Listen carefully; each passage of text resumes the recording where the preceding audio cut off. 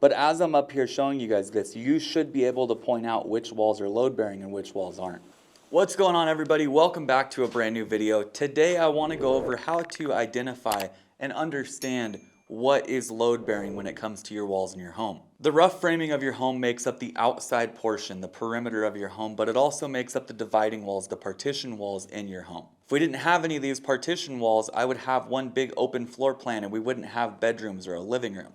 Oftentimes in real estate, one of the first things that people want to do is get rid of the dividing wall from a living room to a kitchen like we've got here in my home. But how do we know for sure whether or not this wall right here is actually bearing weight up above it? We're not only going to talk about how to identify whether this wall is carrying a load, but we're also going to talk about how to get rid of it and fix that in the case you do want to open it up. So with that said, let's get into it.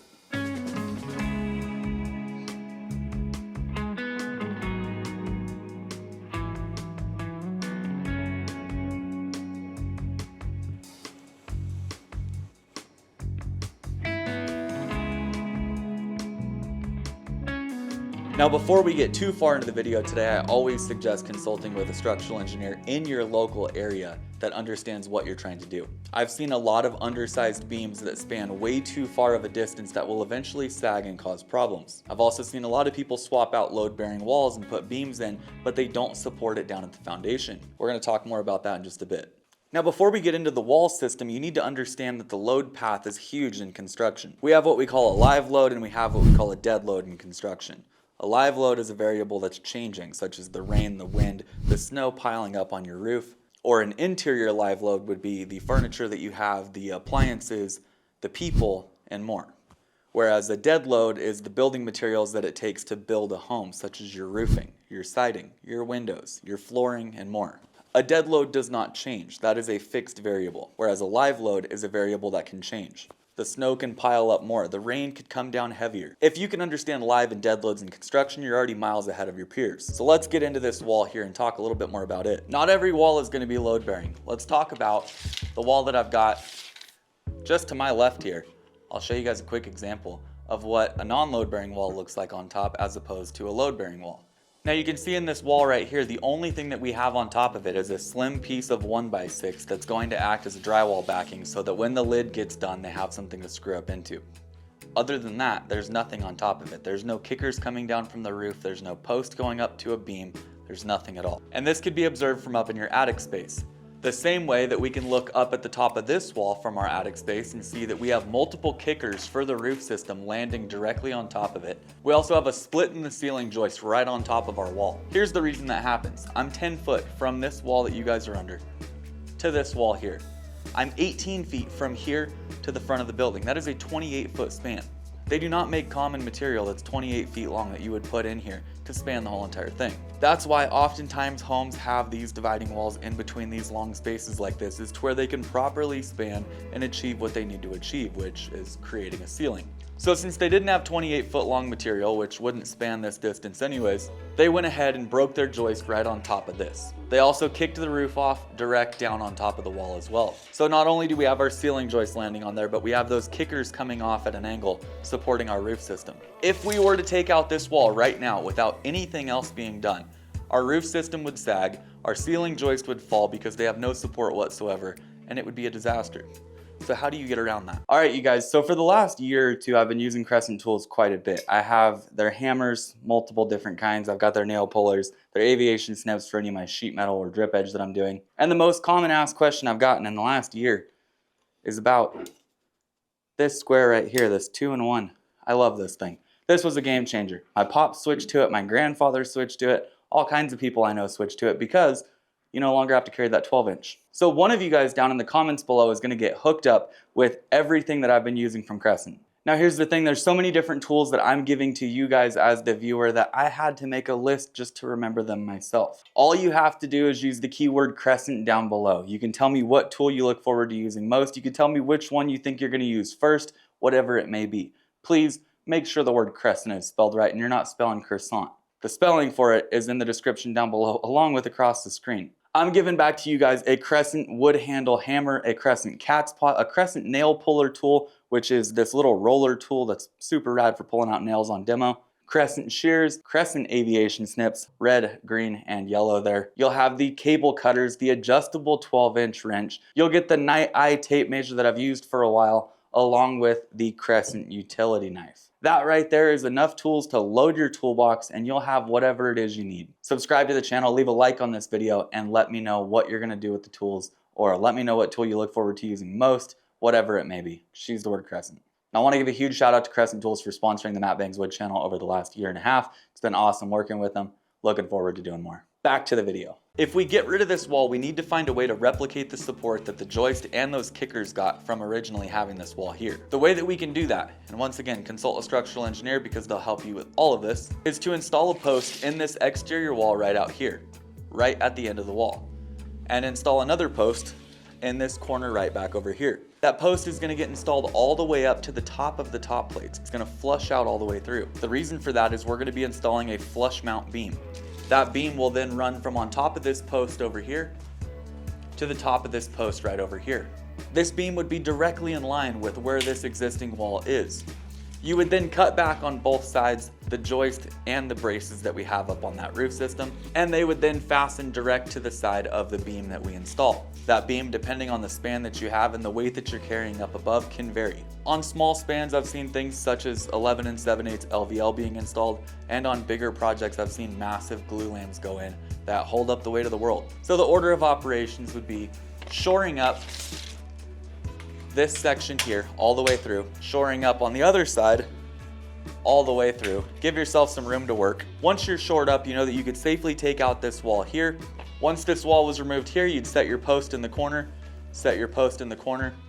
You would go through and mark out each individual joist and all of your kickers, and you would make your cut to where your beam slides right down in between them. Once you drop that beam in place, you would attach the joist on both sides of it with a hanger, such as an LUS 2.4 or a 2.6 from Simpson Strong Tie. And at that point, the wall is gone, the post is in, the beam is in, everything is supported the way that it should be, and you could remove your temporary walls. You would have officially removed a load-bearing wall and swapped it with a flush mount beam up in the ceiling. Now, the same exact thing could be done on a floor system. You would cut open the joists themselves, you would insert a beam going up into the ceiling, and you'd support it at two different points, which are then your point loads where the weight is transferred down. That's where most people go wrong, is the point loads and the transfer down to the sill plate to the foundation. When you remove this wall right here, currently the weight is being transferred through the plate equally, 16 on center with those studs, all the way down to the floor system below. When you remove that wall and put in a post over there and a post over here with a beam, all of the weight that this wall was carrying and equally dispersing across the floor is now being carried on a single post over there and a single post over here. That is a much more focused area for the weight to be transferred down at. So in order to make sure that you do it correctly, your engineer will spec out what you need done in the floor system. So depending on the foundation style you have, always look into what it takes to support it from the bottom. This is why an engineer plays such a big role when it comes to remodeling. So when I put in this 4x4 post here with a beam on top of it that's carrying the weight of the roof above, I need to make sure that down in my floor system, I don't just have the sheathing that it's sitting on. I'll install some sort of heavy duty blocking through there with structural screws that hold it all together, potentially take it clear down to the bottom and pour a pad. I'm working on a raised foundation here, which is a little bit different than what most people are typically going to deal with. On a slab on grade foundation, you have a perimeter footing that could be anywhere from 12 to 24, 36 inches deep around the perimeter, but in the middle of your foundation, the slab itself is only 4 to 6 inches deep. So if you wanted to relocate and put a post over there in that corner, you have to support the foundation there. Now you have this structural post carrying a heavy load. That concrete's not rated to carry that. So the most common fix, and we've done dozens of them, is cutting open a 2 foot by 2 foot, 2 foot deep pad footing. We'll tie in rebar dowel in, create a cage down there, set a post base, and pour it back flush again. You have 2 foot by 2 foot, 2 feet deep. That's rock solid. That's called a pad footing, and that's the most common thing we've seen done when we're removing load-bearing walls. Like I mentioned though, depending on the weight that that post is carrying, which could be calced by your engineer, you could need a deeper pad footing, you could need a larger pad footing. Now I'm pretty sure if I showed you guys this video, you could point to me and tell me where the load-bearing walls are. It's not very hard to see where the weight from the roof is kicked down and held. So when you go up in your attic space, this is what you're looking for. You're looking for the braces that kick off the roof. You're looking for any beams that may be resting on top of these walls. You're looking for intersections in your floor system if you're looking at a floor. You're also looking for breaks in your joists like the one that we found over here. But as I'm up here showing you guys this, you should be able to point out which walls are load bearing and which walls aren't. So for instance, the back wall all the way along here, the rafters land on top of it, the roof is held up there. But this one right here, this wall running all the way back to us here, is there any weight that's being held on it? Aside from a single kicker right here, there's nothing. That kicker could easily be relocated back to here and that wall removed from here all the way out. As we look over at this section of the roof, you can see that everything lands directly on top of that wall.